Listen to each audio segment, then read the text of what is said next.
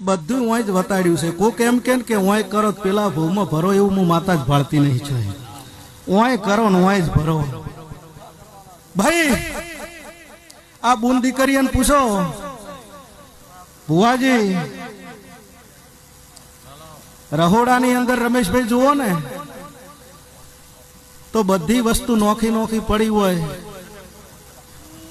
ભાઈ મરચું હમણાં હોય, હળદર હમણાં હોય, મીઠું હમણાં હોય, પણ બે વસ્તુ જ ભેગી પડી હોય, ગોતવી ના પડે. શું? ચા ને કોડનો ડબ્બો બે ભેગા જ પડ્યા હોય, ગોતવા જ ના પડે.